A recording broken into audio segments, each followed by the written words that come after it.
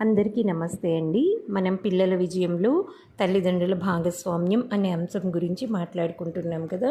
ఈరోజు మరికొన్ని అంశాలు. మీ పిల్లలు మీ విజయ సంకేతాలు. మీ పిల్లల విజయం మీ విజయం కూడా. వారు ఎక్కడైనా తడబడుతుంటే తగిన చేయూతను మీరు అందిస్తే వారు విజయ పథంలో దూసుకుపోతారు. వైఫల్యాలను అధిగమించటం, విజయం వైపు పయనించటం అనేది ఏ విజేత జీవితంలోనైనా కనిపించే సర్వసాధారణ అంశం. ఈ ప్రయాణంలో తోడు నీడగా తల్లిదండ్రులు నిలిస్తే మీ ఊహకందని విజయాలను కూడా సాకారం చేసే శక్తి మీ పిల్లల్లో ఉంది. సమర్థవంతమైన పిల్లల పెంపకానికి సైకాలజిస్టులు చెప్పే పంచసూత్రాలు ఇలా ఉన్నాయి. ఈ సూచనలను మీ పిల్లల వయస్సు, వికాసాన్ని దృష్టిలో పెట్టుకుని ఆచరణలో పెట్టండి. మొదటిది, ఉన్నత ప్రమాణాలు నిర్దేశించండి. అయితే అవి వాస్తవికంగా ఉండాలి.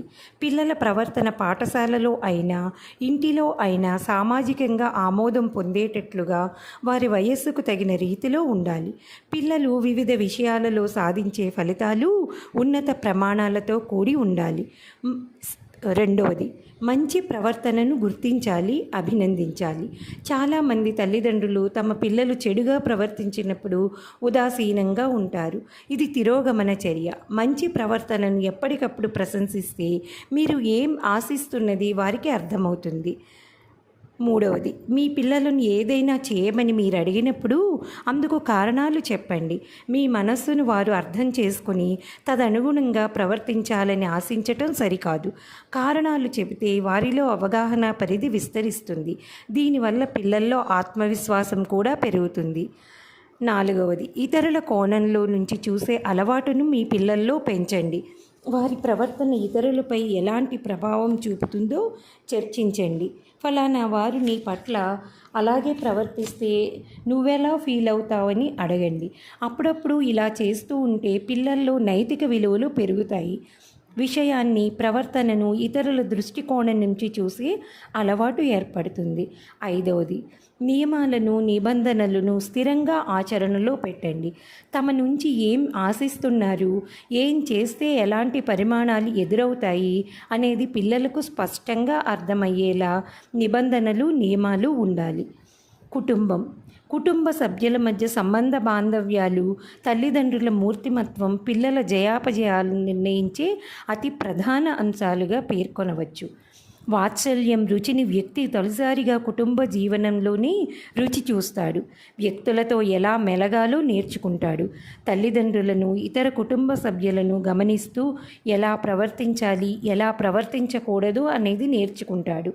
సమాజం గురించి, ఆచార వ్యవహారాల గురించి, సంప్రదాయాల గురించి తొలిపాఠాలు కుటుంబం నుంచే నేర్చుకుంటాడు. సమాజంలో సమర్థవంతమైన వ్యక్తులుగా మీ పిల్లలు భాసిల్లటానికి మీరు వివిధ రకాలుగా చేయూతనివ్వాల్సి ఉంటుంది.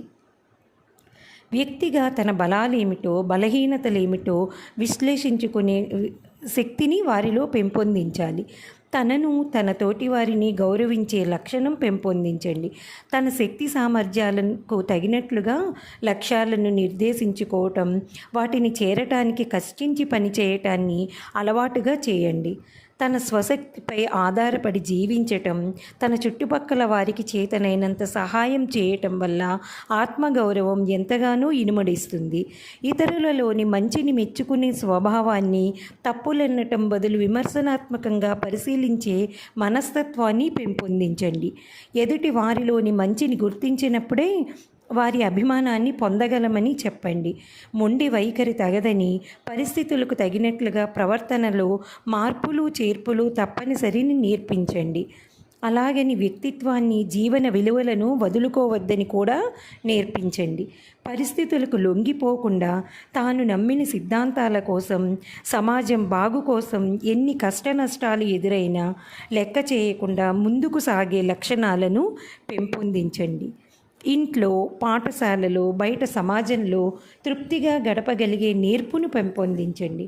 తాను నివసించే సమాజం గర్వించే స్థాయికి ఎదగటం జన్మనిచ్చిన తల్లిదండ్రులుగా మీకు మీ బిడ్డ ఇవ్వగలిగే విలువైన కానుక అనేది వారి మనస్సులో నాటుకునేలాగా తీర్చిదిద్దండి.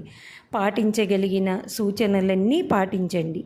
ఫలితాలనేవి ఆచరణపైనే ఆధారపడి ఉంటాయి. తల్లిదండ్రులుగా మీ పాత్రను సమర్థవంతంగా నిర్వహించడం అంటే విజయానికి సంకేతంగా మీ పిల్లలను తీర్చిదిద్దటం. తల్లిదండ్రులుగా మీ జయాపజయాలకు సంకేతం మీ పిల్లలే.